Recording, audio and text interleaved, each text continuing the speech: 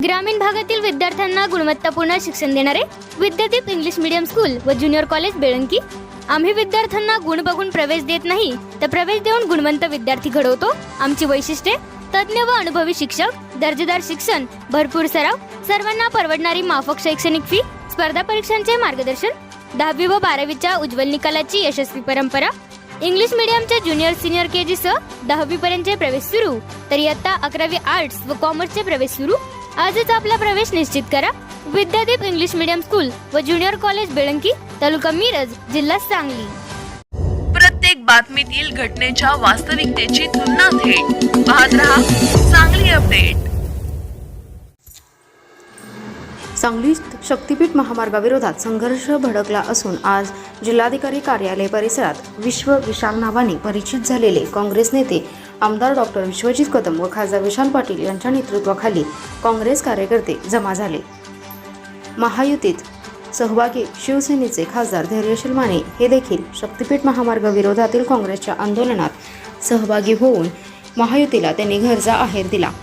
नागपूर गोवा शक्तीपीठ महामार्ग स्थगित न करता तो रद्दच करावा या मागणीसाठी काँग्रेसने जिल्हाधिकारी कार्यालयासमोर आंदोलन करत पालकमंत्री सुरेश खाडे यांची गाडी अडवली। शक्तीपीठ महामार्ग रद्द करावा अशी मागणी शेतकऱ्यांनी पालकमंत्र्यांकडे केली। दरम्यान शिवसेनेचे खासदार धैर्यशील माने यांनी काँग्रेसच्या आंदोलनात सहभाग नोंदवला।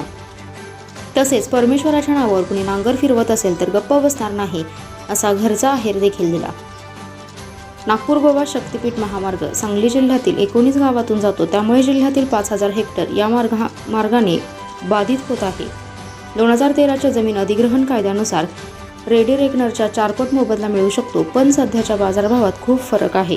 शिवाय तासगाव, कवटेमंका आणि आटपाडी या तालुक्यात सिंचन योजना अलीकडेच पूर्ण झाल्या असल्यामुळे तेथील शेतकऱ्यांनी जमिनी स्वभांडवलावर विकसित केल्या आहेत, पण या महामार्गामुळे शेतकरी भूमिहीन होणार आहे।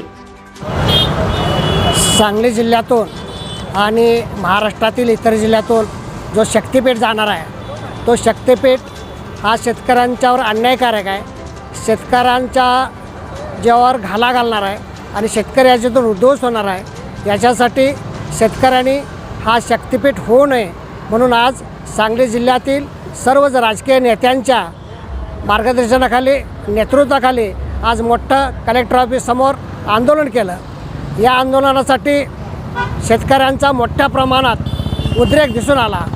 हा उद्रेक थांबायचा असेल आणि शेतकऱ्यांना खरा न्याय द्यायचा असेल तर आज शक्तीपीठ रद्द होणं हा अत्यंत तातडीचे कायमस्वरूपी रद्द होणं हे गरजेचं आहे। आज ह्या वेळेला या सांगली जिल्ह्याचे पालकमंत्री जिल्हा नियोजनच्या बैठकीला जात असताना शेतकऱ्यांनी त्यांची गाडी अडवून त्यांना या शक्तीपीठाचं जे आंदोलन सर्व नेत्यांच्या उपस्थित चालू होतं इथं येणं भाग पडलं। अशा या पालकमंत्र्यांना माझं आव्हान आहे की तुम्ही ताबडतोब पुढाकार घ्या। आज शासन तुमचं आहे आणि या शेतकऱ्यांच्यावर अन्याय होणारा तुम्ही बघणं आणि तुम्ही यांना न्याय देणं गरजेचं आहे। आज सांगली मिरज शहराच्या बाबतीत बघितलं तर अगोदर नॅशनल हायवे मार्गाचे स्टेट हायवे मार्गाचा विळखा पडलेला आहे।